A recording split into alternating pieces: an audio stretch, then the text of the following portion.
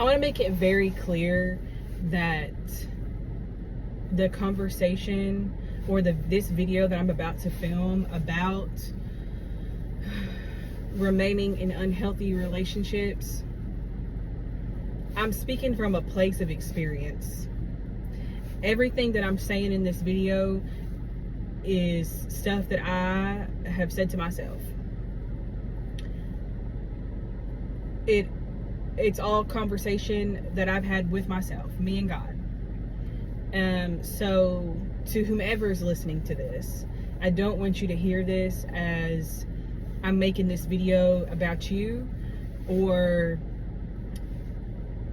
I'm making this video speaking to you directly. I'm speaking to whoever listens to this and relates to this.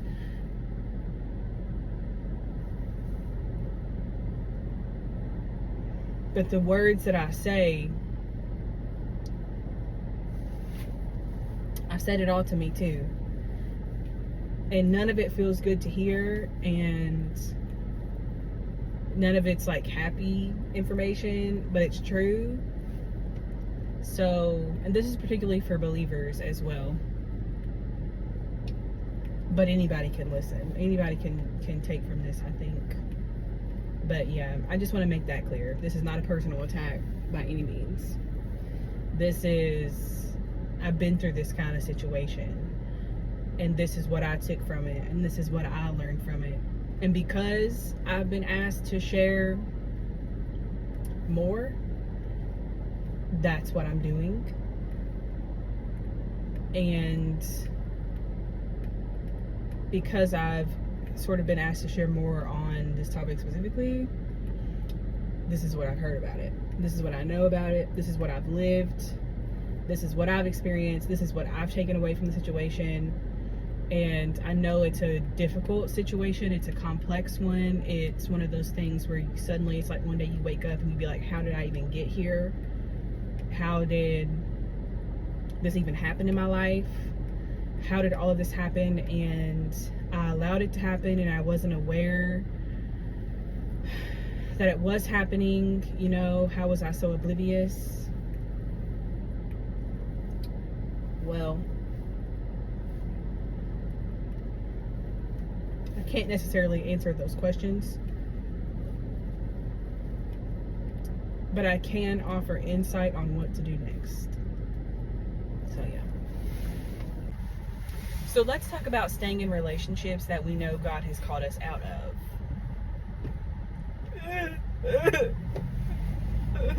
But I don't want to talk about it. I don't want to talk about it. I don't want to admit that it happened. I don't want to dive any further deeper into the details than I already have, because trust me, I've been thinking about it for months. I don't want to do it. But look, there comes a point in every person's life where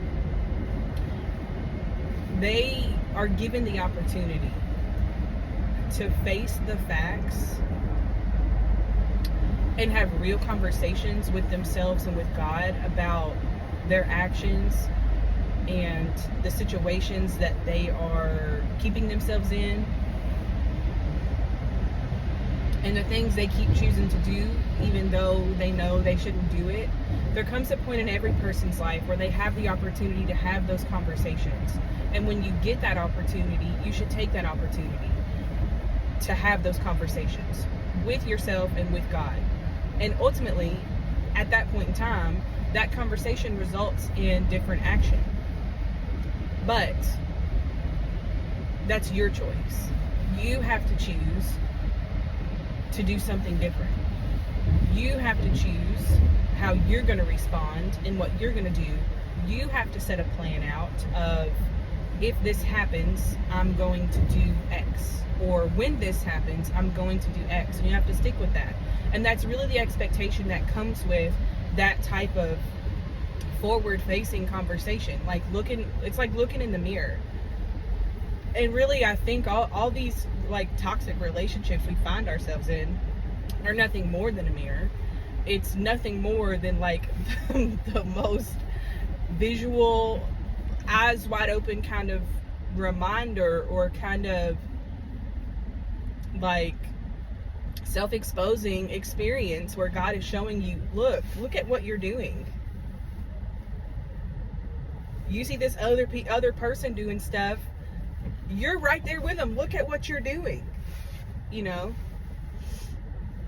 I think the toxic relationships are hardest to get out of because we see so much of ourselves in this other person.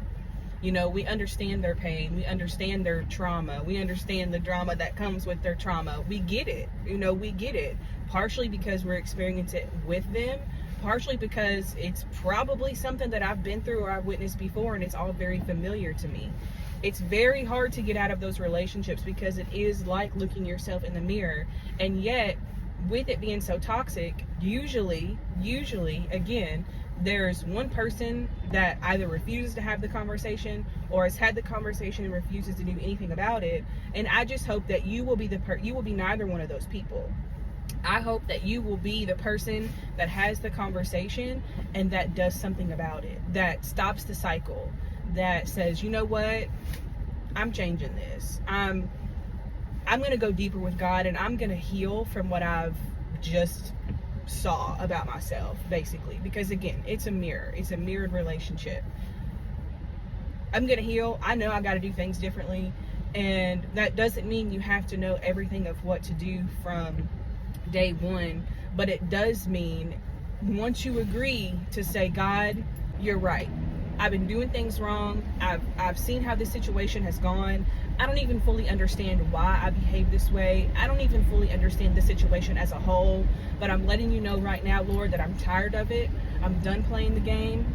I'm done going through that sort of experience over and over and over. I don't want to experience it anymore. I want to learn from this. God, tell me what I need to do to heal.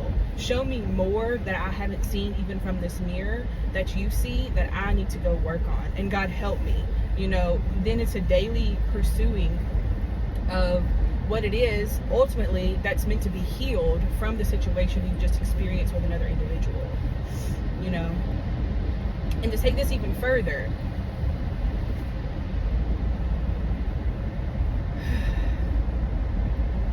when God is asking you to leave certain things behind or leave certain people behind or change your ways, he's not just asking you for you. He's not just giving you a command for you. He's giving you a command for the other person as well. Because especially with you as a believer, we know that God works within each of us in different and mysterious ways. He communicates with each of us in different and mysterious ways. And if God is asking me to leave somewhere, to leave a person, to leave a situation, to leave a thing, but I continue to stay, I am absolutely inserting myself, number one, into a situation that is no longer meant to have anything to do with me. I'm being disobedient. That's number one. Number two, I'm an obstacle. I'm a stumbling block for the person that needs to learn from their experience from me, and I'm a stumbling block to my relationship with God, as I'm meant to learn what He wants to teach me. So me getting so caught up in, oh, but you know, I feel bad and I love this person and I just wish they could be different and I want to see them be different. Look, you can believe all you want for somebody else, but nothing can happen from your belief if they don't agree.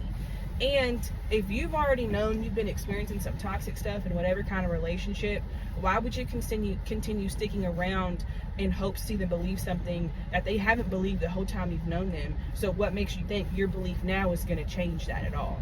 This is a place for God and God only. That's why He's asking you to move. That's why He's asking you to get out of the way, because this is not your place. This is not your place anymore. You are in the way. And then we want to talk about so much how we care about other people. How can I care about someone if I am choosing to be an obstacle to their growth and their healing based off how I feel? That is not real love. That's not real love. And let's be honest, the only reason that we continue to stick in situations like that is because there really is that unhealthy kind of connection. It's not a connection that feels good. It's not a connection that shows fruit. It's an unhealthy, it's a twisted connection. It is a twisted understanding of love. on behalf of both parties. Both parties do not understand how to accept and receive healthy love, okay? Because they don't know how to accept and receive healthy love, they don't know how to give healthy love, okay? So it's just time to face the facts. You're in the way. You need to get out of the way. You need to get out of the way quickly, the way God told you to do. If you cared about anyone other than yourself, you would get out of the way. If you cared about your relationship with God like you say you do, you would listen. You would go be obedient, and you would trust that He knows the right thing to do. The same way that He has pulled you into a different place of understanding and pulled you into a deeper relationship with Him when before you wanted nothing to do with it, is the same way He can do that with somebody else. When He's told you to leave and you don't leave, you are messing it up. You are. You're upset you don't see somebody changing. Look where you are. You're in the way. You're why they can't. This is not to say that their lack of healing is your responsibility, but it is to say, I'm going to tell you right now, if you won't move, God will make you move. And it will not feel good to have God make you move. It does not feel good to feel the hand of God in that sort of way. It doesn't feel good. And who am I to say that that's not what God's looking to do? Because He sees everything that people do to His kids, especially His daughters. You know He sees how men treat His daughters. Maybe God's ready to give a whooping, and if you're still connected to that man, you're about to get whooped too. You're about to get a whooping you weren't meant to receive because you were disobedient and you didn't move. Now you were disobedient, so maybe you do deserve the whooping, but part of it is that other person's due for what they did to you. So you're getting double portions when you really, you never had to get one. You never had to get any spanking at all if you would have listened. God is the most protective man of His wives and His daughters. Really His daughters. Every woman on this planet is a daughter. God is very, very, very protective of us. And unless you want to make all of this harder for the person that you say you love, you should let your daddy handle it just with them. You don't need to be getting in the way talking about, oh, but I love him, and oh, but I feel this way. God says, I know you do. And I also saw how they treated you. And it's because of that, I'm going to give it to them. But you keep wanting to be the girl in front of her daddy trying to save her boyfriend and say, oh no, but I love him and he's this and he's this. God says, no, he's not. No, he's not. And this is the only time where a father is 100% right about the man. We always see these romantic movies, The Notebook, where her parents didn't like him. Her parents said, he's not good enough for you. And she said, no, he is. And then they ended up together and they died together. Girl, this is not that situation. This is not that situation at all. At all. That is a fairy tale. God is telling you, this man is not good for you. This person is not good for you. I've seen how they've treated you. I want you out of the way. I want you out of the way because I don't want you to receive the wrath that they're getting ready to receive from me from treating you the way that they treated you. I want you out of the way so I can discipline them and so I can teach them how to be better and how to change and how to grow and how to heal, because they're my child too. At the same time, I want to teach you how to grow and how to change and how to heal. But you keep persisting in a situation I've asked you to leave. What do you expect God to do? If you're even still upright and living, He's been gracious enough to you. He's told you already before, I want you out. I want you to leave. Go do this. Go do that. And you haven't listened. What do you expect God to do now? What do you expect from Him? Do you expect Him to keep giving you grace for something that He's told you to do and you've chosen not to? We're lucky that He really is that gracious. But how long can He do that for? How long can He do that for before He allows us to receive punishment, not only for somebody else, but for our stuff too? Not only for what we've done before, but what we're doing now as we persist in disobedience. What do you expect Him to do? God knows you feel hurt. God knows you feel betrayed. God knows you feel ridiculous for having put up with this stuff for so long. But again, He told you to leave and you didn't. So He's aware of it all. He knows how you were mistreated, regardless of how it happens. He knows how that other person really feels about you. And maybe that could just be it. He knows how this other person really feels about you. So to save you any more hurt, He is telling you, baby, you should go ahead and get out of this room right now. Because I'm about to do some things and I'm about to expose some things that you never could have even imagined were a reality. And I know for you to see this, it's going to hurt you even more than if you had just left. I need you to exit this room while I deal with this situation. That's what he's asking you to do. He is attempting to spare you more pain. He is attempting to spare you more disparagement. He's attempting to spare you more exhaustion, more like just completely downtrodden of your soul. That's what he wants to do. He doesn't want you to have to learn lessons the hard way, but you're not giving him a choice right now. You have to get out. You have to get out.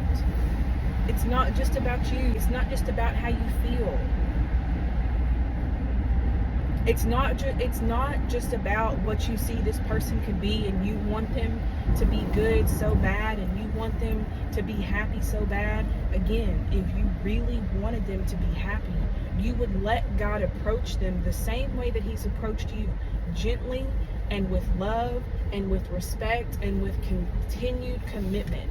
But the more that you stick around, the longer you delay that process to even begin happening with the Lord, and the more problems you create. You forget in this situation, you are the believer. You are the one that has been tasked with and agreed to obedience before the Lord. You are the one that has been made aware of every single thing. You are the one that looked in the mirror and had the conversation and heard the conversation and agreed to act accordingly. You hold so much more responsibility here. You are the one that is not acting out of ignorance, but out of blatant disregard. Okay? That's what you're doing by staying in this relationship. By not leaving the people God told you to leave. By not doing the things God told you to do. You are the one that's not listening. You think somebody else isn't listening. You think, oh, well, they're not aware, and I'm going to tell him about himself. Girl, brother, you better start listening to what God has to say, because you think somebody else has it all wrong. You think somebody else has healing. You think somebody else this and this and this and this and that. Look at what you're doing. You know what you need to be doing, you're not. At least they don't know. At least they're ignorant. At least they haven't learned yet. At least they haven't learned their lesson yet, but you have. God has taught you a lesson from this already, and yet still here you are acting like you didn't learn anything. Yet still here you are, keep doing the same old stuff. Same old stuff. You wonder why the same old stuff keep happening. Girl, it's you. It's you. You doing the same old stuff. It is not just him. It is not just them. It is you too. And you are the more aware, responsible party. You are. That is the weight, the calling that has been placed on your shoulders. You were meant to be the person who is aware and does something different. Get out of the way. You need to get out of the way immediately before you receive so much more discipline and punishment from this than you ever thought was possible. And before you just be so large of a stumbling block for this person, they never get to know God ever. You have to get out of the way. You don't know everything. It's like we can say about the other person. If you really knew, and if you really cared, and if you really understood, you would have done something differently. Look at you doing the same thing. Look at you doing the exact same thing. Right here, right now. So stop crying and stop whining and stop being upset that a situation isn't what you thought it would be or wanted it to be. God told you a long time ago it never would be. He gave you the opportunity to leave and you didn't. Now you're facing the consequences for your actions. And if you don't start listening sooner rather than later, you're about to see more. That's all.